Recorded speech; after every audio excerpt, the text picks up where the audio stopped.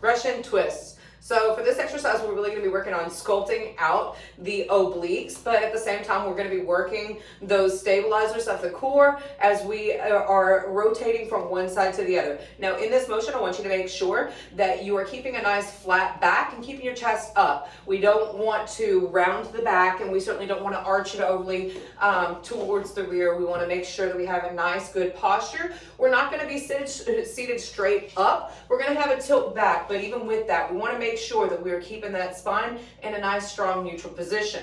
We also want to make sure that we resist the temptation to swing this motion in a wide fashion back and forth. We want to keep it tight. We're really working that core. We're going to do that by emphasizing a nice, tight rotation as we transition from one side to the other, reaching the hands toward the floor. If you can't make full contact with the hands, that's okay. Just know that that's what you're reaching towards. You can also do this with a weighted object such as a kettlebell, sandbag, medicine ball, you name it. There are a lot of ways that you can add resistance to this exercise to make it even more challenging and even more effective in helping you to sculpt out that wonderful core, but we want to make sure that we start off with the right movement pattern. So we're going to come down onto the back side in a seated position with the chest, again, coming the chest up and a nice flat back.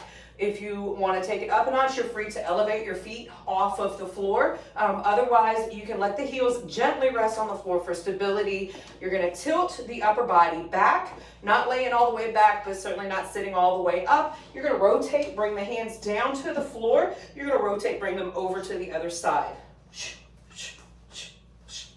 Russian twist. Again, if you want that extra challenge, feel free to elevate the feet as you rotate over. Just make sure that if you rotate, if you're rotating with the feet elevated, that you're not swinging the whole body around in a very wild and uncontrolled fashion. Keep everything nice and controlled, tight, and emphasize that core rotational movement. Russian twists.